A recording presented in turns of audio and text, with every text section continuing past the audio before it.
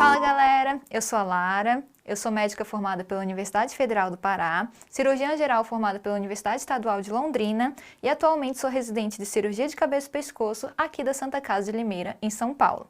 Hoje eu vou falar para vocês o que cai de cirurgia relacionado aos tumores de cabeça e pescoço, um tema que muita gente deixa de lado, mas que cai bastante nas provas de São Paulo. Antes de começar, a Medway é uma empresa de educação médica que vem trabalhar com vocês com foco nas principais instituições de São Paulo.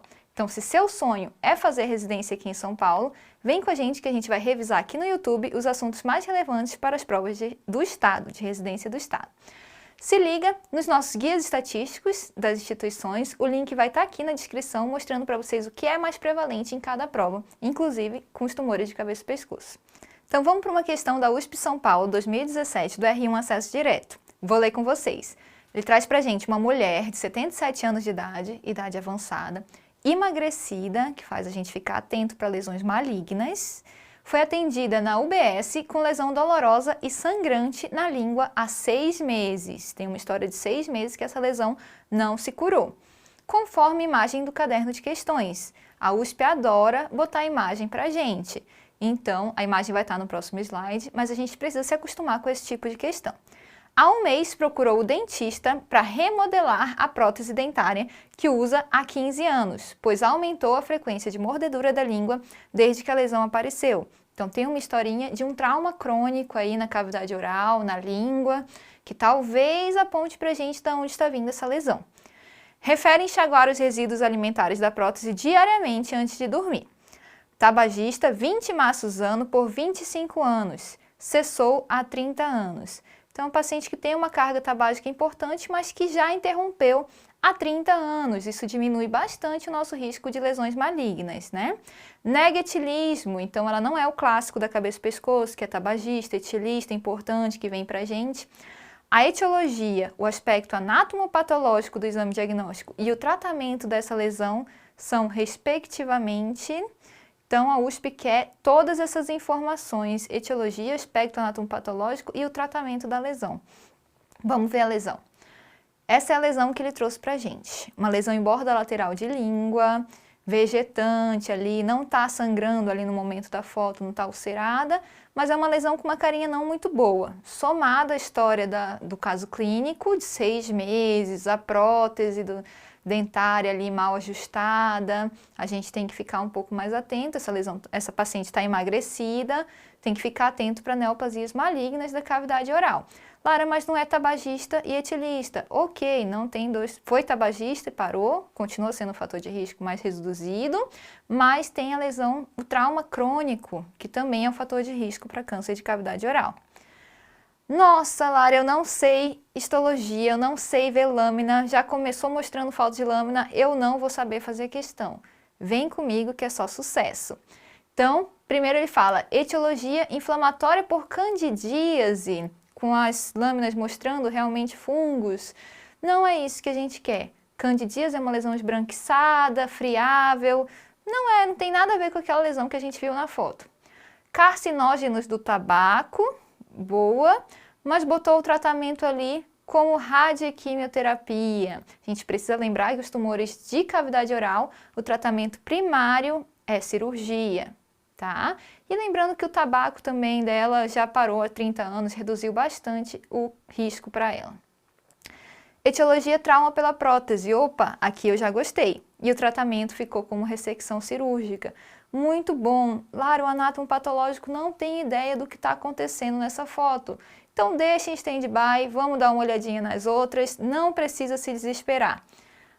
Infecciosa por HPV, HPV ainda não aparece como fator de risco para lesão de língua, tá? Então, não é o nosso caso, uma paciente idosa que não tem história de HPV, nada disso.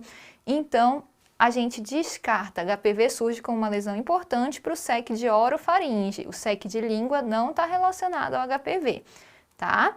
Então, daí a gente tira sem pensar, sem desespero com lâmina, de saber histologia, lembrar lá do básico, a gente já chega à conclusão de que a nossa resposta é a letra C. A questão apontou para a gente que a paciente já vinha com trauma crônico pela prótese, e isso é fator de risco para SEC de cavidade oral. E o tratamento do SEC vai ser a ressecção cirúrgica. tá? Não vai ser quimio e rádio. Inicialmente, sempre que possível, ressecção cirúrgica. Se necessário, a gente faz a adjuvância. Segunda questão que eu trouxe aqui para vocês, USP São Paulo, 2021, para o R1 também. Então, ela traz para a gente, vamos ler junto. Uma mulher de 42 anos de idade, um pouco mais jovem, que procura atendimento por um nódulo em hemiface esquerda. Esse nódulo bem aqui, tá? Próximo ao ângulo da mandíbula há 6 meses. Nega dor local, nega vermelhidão ou assimetria facial, foto abaixo, né? O USP ama questão com foto. Considerando se tratar de um nódulo em cauda de parótida esquerda, então ele já te deu o diagnóstico. Você não precisa se preocupar em pensar se é o osso da mandíbula, se é uma metástase cervical, ele falou que é um nódulo de parótida. E ele quer saber qual o tipo histológico mais provável numa paciente jovem, sem sinais de inflamação, sem sinais infecciosos, sem dor e não tem assimetria facial. Por que ele botou essa simetria facial aqui? Tumores malignos de parótida podem invadir o nervo facial e gerar uma paralisia facial. Então ele quer que você descarte essa possibilidade quando ele fala que não tem assimetria facial. Claro que não é todo tumor maligno que vai dar assimetria, mas ele já quis apontar para você não ir por esse caminho. Qual o tipo histológico mais provável? Carcinoma mucoepidermoide, adenoma pleomórfico, carcinoma adenoide cístico ou cistoadenoma papilífero linfomatoso? Estamos diante de um nódulo de glândula salivar, assunto que muita gente deixa de lado também, tumor de glândula salivar. Tem gente que não sabe nem onde fica a parótida durante a graduação, nunca palpou um nódulo na parótida. Mas a gente precisa lembrar que por ele estar apontando para a gente para uma doença provavelmente benigna, e é o mais comum de glândula salivar é o adenoma pleomórfico. Daí a gente tira que a nossa resposta é a letra B. Decorem isso, adenoma pleomórfico, seja glândula submandibular, seja glândula parótida, vai ser o nosso principal carro-chefe aqui que a gente vai ter nas glândulas salivares, tá? Então a questão direcionou a gente para a gente não pensar em abscesso, não pensar em tumor maligno com invasão do nervo facial. Ele quer que a gente lembre do mais frequente, que é o adenoma pleomórfico, paciente jovem, sem fatores de risco, combinado? Então, mantendo ali a ideia ainda, trouxe para vocês uma questão da Santa Casa de São Paulo, 2019, do R1 também. Uma mulher de 48 anos de idade queixa-se de uma nodulação na região submandibular esquerda, além de otalgia, há 4 meses. Realizou ultrassom que mostrou um nódulo sólido de 2,5 na parótida também, com uma PAF com resultado sugestivo de adenoma pleomorfo, que foi o que eu falei que é o mais prevalente ali atrás. Com base nessa situação hipotética, assinale a alternativa correta. Esse tumor normalmente tem crescimento rápido e exige tratamento imediato? Gente, é um tumor benigno, tá? Ele cresce realmente, mas não tão rápido. Você vê os pacientes chegando com uma história de 3 anos, com aquele nódulo, meses e meses. Essa paciente mesmo já veio com uma história crônica, tá? Letra B, a parotidectomia total é o procedimento a ser realizado na maioria dos casos? Gente, calma, se é benigno, não tem por que eu sair arrancando a parótida toda. Parotidectomia total, como eu falei, o nervo facial passa bem aqui. Tem um risco muito grande de você deixar a face do paciente paralisada para o resto da vida. E se você fez isso por uma doença benigna, poxa, bem complicado. Então, vamos excluir a parotidectomia como conduta inicial. A ideia é você fazer uma parotidectomia parcial, ali onde está o nódulo, ressecar e ver com o anátomo patológico se realmente era adenoma pleomórfico que a PAF mostrou pra gente. Letra C. A principal complicação pós-operatória é a paresia ou paralisia do nervo facial. Opa, é isso que eu tô falando. O nervo facial passa ali do ladinho da parótida. A gente morre de medo dele. O tempo principal, mais demorado da parotidectomia é a ressecção do nervo facial. A gente deixar ele bem invisível ali para ninguém acertar ele. Não é ressecção, perdão, dissecção. A cialografia é um exame fundamental para estabelecer a conduta e o prognóstico?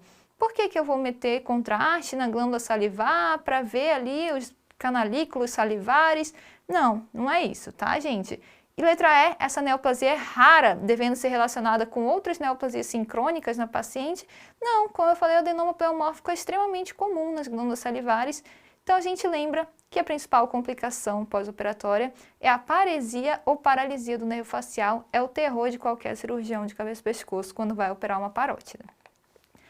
Questão da USP 2020 do R1, mudando um pouquinho o assunto para vocês, já falei de tumor de cavidade oral, falei de tumor de glândula salivar, vamos agora para os nódulos cervicais. Homem de 50 anos de idade, fumante etilista, apresenta um nódulo de 3 cm cervical baixo à esquerda, nível 4, que percebeu há um mês, sem outras queixas.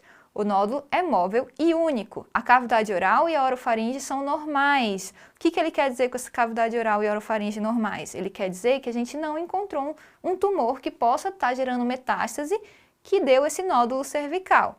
Então, a gente está diante de um primário oculto, tá? Qual é a melhor conduta nesse momento? Vou fazer uma biópsia incisional do nódulo, pegar, tem uma metástase cervical ali, vou cortar, mandar para o patologista me falar se há uma metástase mesmo.